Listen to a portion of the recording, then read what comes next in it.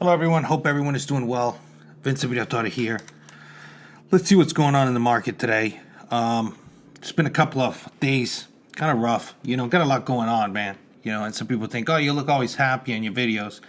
It's like, well, you got to put on a brave face sometimes.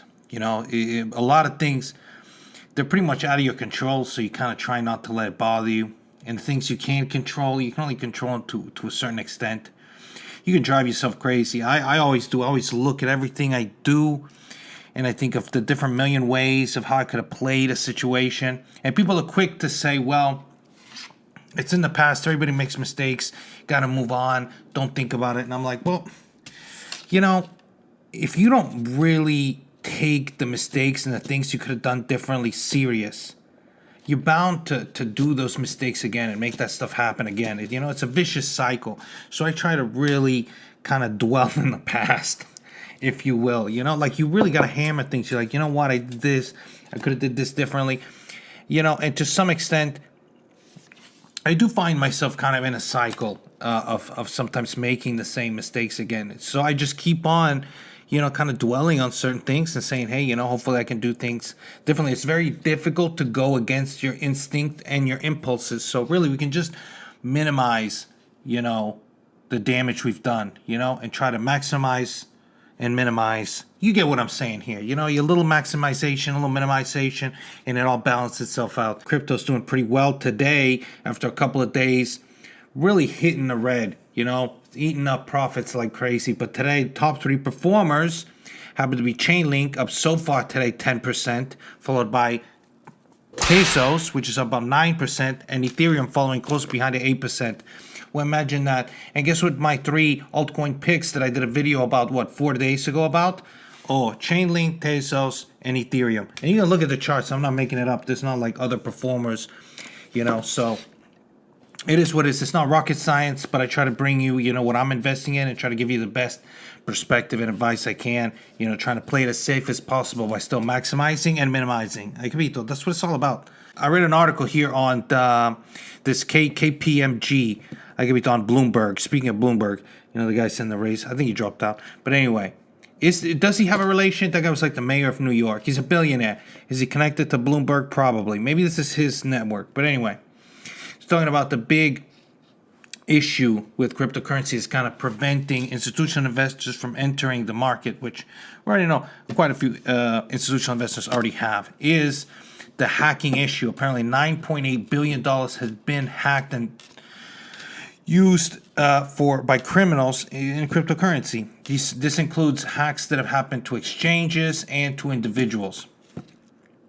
Right? So, and this is all this stuff that they're getting this KPMG from. This is according to KPMG. So I look up KPMG, and obviously they're this firm that handles these audits and kind of cybersecurity issues and stuff like that, which is funny because I feel like every article I read now that's about Bitcoin, it could be a sponsored article. Like, who the hell is KPMG?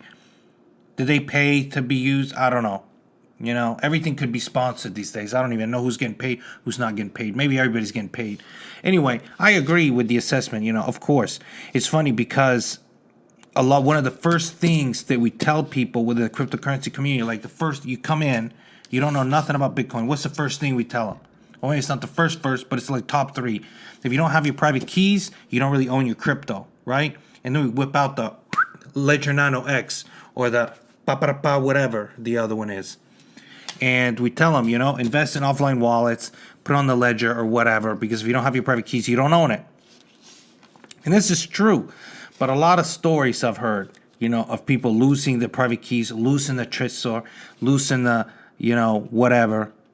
And to be honest, I've lost my laptop, I've lost my phone, I've lost other things over the course of the years. And I've actually been able to access, Bittrex and Binance more consistently by providing documentation relative to my identity. So to some extent, yeah, you don't own your crypto per se if you don't have your private keys. But if you're handling with a big and a large exchange like Binance, sometimes, arguably, you can be safer alternative when it comes to accessing. Now, I'm not saying that it's a blanket statement. I'm just saying as a noob, if you don't know what you're doing, it is safer arguably, and so that's the argument I'm making, to keep your shit on Binance or Bittrex. Maybe that's Bittrex, but Binance. But Bittrex has been pretty stable for me because one, they insure their funds, so if they're hacked, you're not losing your money. And you're not in possession of your private keys. When you're in possession of private keys, it is both a benefit and a liability. Unless you are very versed in what the hell you're doing, you can get screwed over. I mean, it happened to that Jack of all trades, Mr. What's the gold guy? Just did the thing. I forget his name. Schmacked, whatever. So you got to keep that into consideration. You know, am I somebody that's a huge proponent? I'll keep your stuff offline. You know, just the amount of people that send the wrong funds to wrong addresses, send Bitcoin Cash to Bitcoin, or mess up with transactions, it's huge. You know, I'm trying to think if I've ever really messed up. I think maybe once, but not from a lot amount. So if you're careful, but it takes a little bit of experience. I think that people should take that in consideration before going fully ownership of your private keys, you know? And you got to know which wallets are safe, you know, like Exodus and stuff gets hacked, and I got hacked. So I've lost more money, per se, on wallets where I had my private keys than I have keeping on exchanges. I'm just sharing my honest experience thus far. Now, I'm not talking about small exchanges that are shady. No, I'm talking about the main 2-3 exchanges that have been around since the beginning. For example, Coinbase, maybe, Bittrex, Binance. You lose everything. You can access it. I'm getting carried away. You can access your money again through, using identification. So, it has its plus and minuses.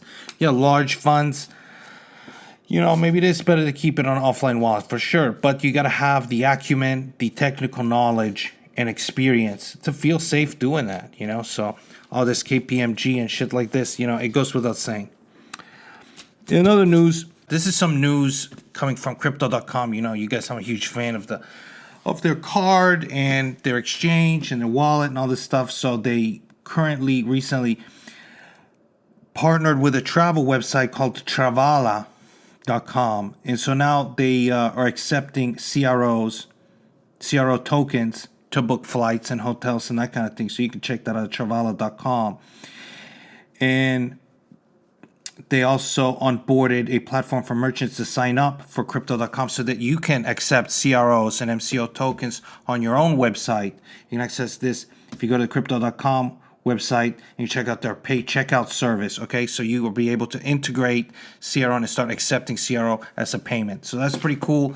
Now this platform is going to be way better than other ones like BitPay and other like merchant services. So I'm pretty excited about that. They're doing everything right when it comes to promoting their services. So keep an eye out.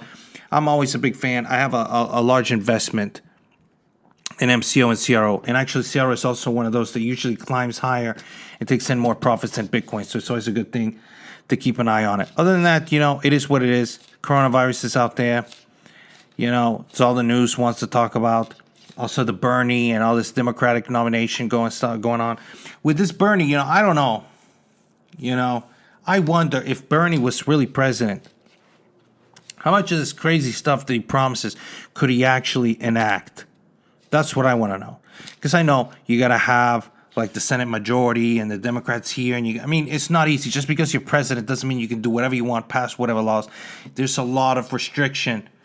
You're restricted in a lot of ways from passing what you want. So if Bernie, and maybe somebody that has a lot more knowledge when it comes to politics can enlighten me, how much could he realistically pass? We're talking about erasing student loan debt. We're talking about, Medicare for all or whatever. And, free pizzas, I don't know, whatever else he's talking about. But I was looking at his website and it's estimated that all these, programs that he's talking about implementing could cost us $100 trillion. $100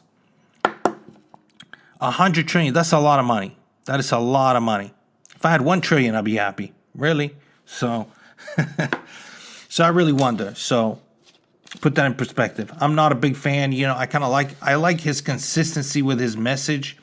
It's just crazy that this election season, we're going to have two candidates that are so polarized. It's almost like you have some alt-right person and you have some, some socialist. It's just craziness. I don't even know if he's going to make it. But it seems like it. You know, they snubbed him on the last election with Hillary, so I think maybe they're going to push him forward. You know, it's insanity. But the guy honestly is genuine. That's the thing about him. I think Bernie really thinks that this is the best way. Like, he's a comrade. You know, he believes it. He's a true believer. A true believer. I like that. True believer. But, you know, we'll see. Would love your guys' opinions. Do you think he's going to make it and beat the Democratic nominee in the presidential election? And if he wins, how much power to implement these plans do you think he actually has? Or is he going to become, you know, kind of like every president? You make a lot of promises and you get in office and, you know, it just goes how it goes. All right, guys. Well, thank you all for tuning in. As always, stay strong. Bye, Red, So Green. You can keep me down. Introducing myself, I'm Stephen Gorkin, live out to my calling. And I'm moving in stealth, I'm not for the bullies and that's just a warning. Can be saved by